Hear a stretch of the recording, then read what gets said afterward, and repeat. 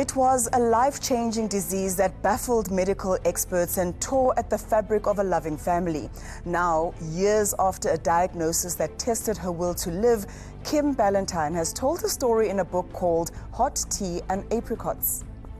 Almost 6 years ago, Kim suddenly lost her voice, unable to eat or drink without causing her vocal cords to violently spasm. It set in motion a journey of helplessness, of defiance, and of unshaken faith. A journey that followed a remarkable cause.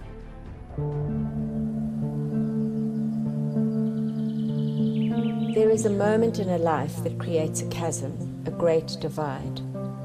The before and the after, where nothing is ever the same. For Kim Ballantine, that moment was in a doctor's room. Almost overnight, Kim had lost her ability to speak.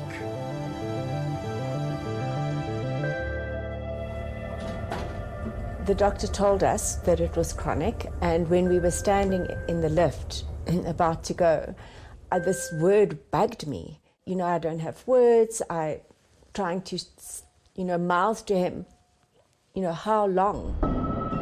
Her husband, Rob, with her at the consultation and himself a doctor, understood what was meant when her condition was described as chronic. And he just said to me, Kimmy, chronic is forever. He's told you you'll never speak normally again. And my whole world just involuted. Kim had been diagnosed with spasmodic dysphonia.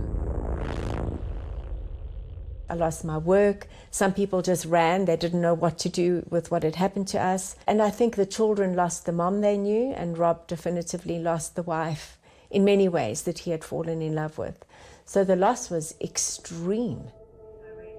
Now she has told her story of loss and hope, and a family that navigated one life-threatening moment after another. It must have been a very dark space for you. Absolutely. just this inability to believe this is your life. I remember writing on a piece of paper, I will speak again. You don't know how big my God or how determined I am. And one day I will have a story to tell. In 2004, Kim had 3 children under 10 and a successful career as an industrial psychologist. Her husband, Rob, was a busy ICU physician. But everything changed on her 40th birthday, when her vocal cords went into spasm. Within a fairly short period of time, those spasms just ended up in a very gargled type of voice if I tried to speak, and then my vocal cords would close. I describe it as sucking against a balloon. I felt like I was drowning on dry land. Within days, it was so bad, Rob had to urgently get her to hospital. Kim was unable to breathe. Her eldest daughter, Natalie, around 10 at the time, recounts that her mother would frequently choke. Everything is calm and normal as you are living, and then suddenly she would start coughing. Her head would go back like this, and then she would just be gasping the whole time. I would jump up and I'd start hitting her back, and then, 𝗶𝗵𝗶𝗶𝗶 and hoping that would break it. Her brother Ryan Ballantine was only 7. You're a child, you don't know what to do, you don't know how to handle this. And she's just steadily turning bluer and bluer. The treatment was Botox injected into her vocal cords.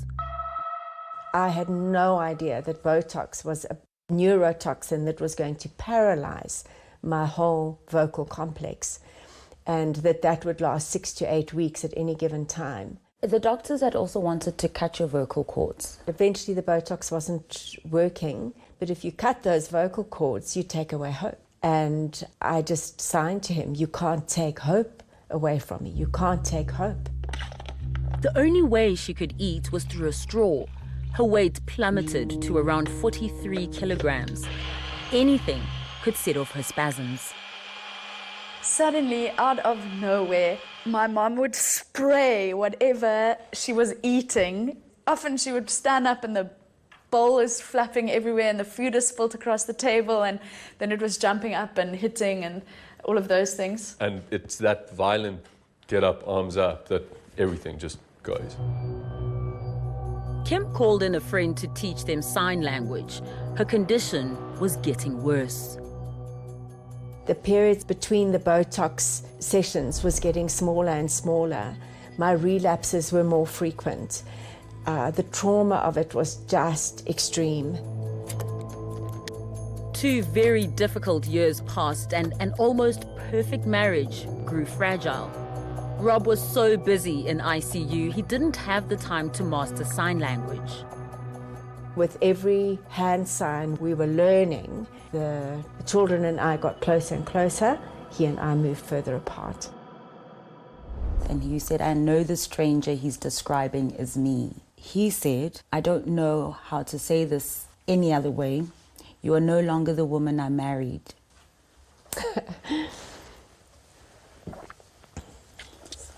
It was so difficult looking at him, longing for a woman that wasn't, short of a miracle, going to come back. Rob, the specialist physician, was unable to fix his wife. He was looking at, like taking a Rubik's Cube and just rotating every permutation. And so I think in many ways I felt that medicine had failed him. A tracheostomy, a surgical opening in the windpipe, would bring some level of normality back to their lives. The prospect of death from choking was finally over. And then a double whammy. 4 years in with no voice, Kim was diagnosed with breast cancer. They knew they were in for the fight of their lives. Rob broke the news to her. It was up to me to sit on the bed and say, hey, babe, this is a tough one. This is breast cancer. And I just signed to him, I said, this chose the wrong woman. It will not take me down. They treated the cancer aggressively with chemo and a double mastectomy. Kim was so weak, she wanted to give up. But then, something unexpected happened. And I remember in April of 2009 writing that I have an audible whisper and it sounds just like me. It almost feels like this massive miracle is happening in front of your eyes, you know. And did you know what's bringing your voice back at that point? No, we had no idea. Rob had always believed there was something else causing her voice loss. Then he and a few doctors began to put the puzzle together. And the chemotherapy then is when Kim's voice came back. So that was when we started to see what this was actually all about. Any cancer can produce proteins that will be active in a different location in the body. These proteins were affecting the nerves that were providing innervation to her vocal cords. In other words, her own body attacked her vocal complex when an immune response was triggered by the abnormal proteins from the pre-malignant cells. The real cause, her breast cancer, was only discovered 4.5 years later during treatment. For years, you've had no communication, and all of a sudden, increasingly being able to speak. You know, so much of our relationship that we had lost was now all of a sudden accessible and available to us again. But still, Kim was not out of danger. The chemo had made her so weak that sepsis nearly killed her 3 times. Twice, Rob would save her life. I remember Rob that night just saying to me, you're so ill. If you can't fight anymore, it's okay, we'll be fine. You can let go. And he said, can you do that? And I just said no, you know. And he said to me, close your eyes. Can you imagine your first grandchild? Can you imagine nibbling that baby's toes and sucking its ear? Because I know you would do that. Can you just smell this little one? And he just said to me, Kim, that's what you're living for. And that night, just multiple times, just saying, God, I choose life, I choose life, I choose life. The 3rd time, Rob set up an ICU in their bedroom and treated her at home. So hugely privileged with her 3rd episode of sepsis to be able to say, let's do this at home. Kim now leads a full life as an executive and personal coach. She has been around for her first grandchildren and is loving time with Rob, who has recently retired. There's a quote from 𝗀𝗵𝗶𝘀 Redemption. Hope is a good thing, maybe the best thing, and no good thing ever dies. Thanks for watching. Why not drop us a comment below? We love reading your opinions. Remember, you can now access Carte Blanche stories anytime, anywhere, even offline. Carte Blanche, the podcast, is now available on all major podcast platforms. So be sure to hit that follow or subscribe button and be part of our growing online family.